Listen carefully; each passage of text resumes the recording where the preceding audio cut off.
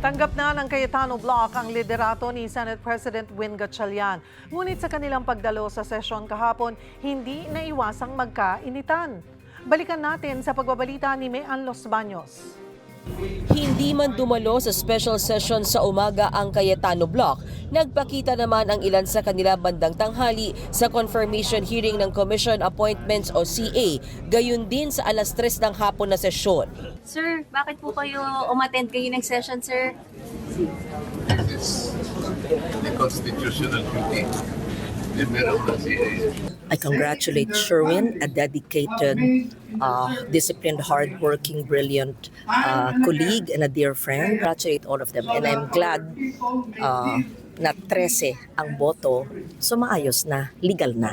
Hopefully, sana tapos na yung gulo, makapagtrabaho na tayo. Matatanda ang kahapon, tinanggap na ni Senator Alan Peter Cayetano na hindi na siya ang Senate President. Formal na ring naluklok na Senate President si Senator Win Gatchalian. Nakakuha siya ng sapat na boto sa paglipat sa kanila ni Senator Joel Villanueva. Kumusta naman kaya ang relasyon ni Villanueva ngayon kay Cayetano? Sa kanila. We're brothers, at the end of the day.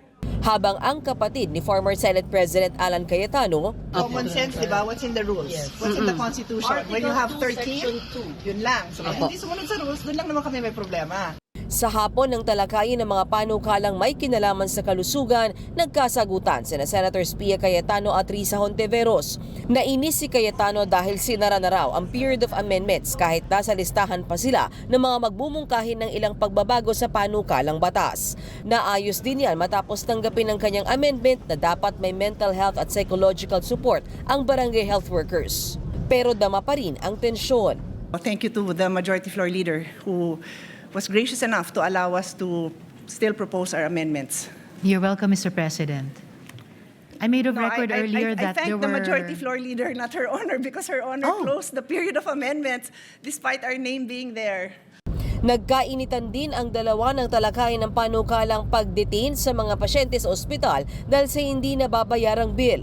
Tanong ni Senator Pia, kung hindi na kailangan ng promissory note ang mga indigent patients, sino ang magbabayad sa mga pribadong ospital? Dahil kung walang sasalo sa gastos, baka ang ma-confine hindi lang pasyente kundi pati ang pera ng mga ospital. Ipinaliwanag ni Senator Risa Hontiveros na may mga guarantee mechanism naman at pwedeng pumasok ang DSWD at iba pang ahensya ng gobyerno. Sa huli, namagitan na ang bagong Senate President. Kagabi nag-adjourn na ang special session ng Senado. Sa muling pag-convene ng impeachment court sa July 6, plano raw ng mayorya na ihalal si Senator Jesus Codero bilang presiding officer ng impeachment court. Bukod kasi sa abogado, may karanasan na siya sa nagdaang impeachment trial. Pero Pwede magbago. Senator, Si Senator Win mismo, Senate President Pinang nag-suggest din nun. sa amended rules ng impeachment court, bukod sa Senate President ay pwedeng maupo bilang presiding officer ang sino mang senador kung may boto siya ng mayorya. Kapatid para sa 1PH, Mean Los Baños, News 5.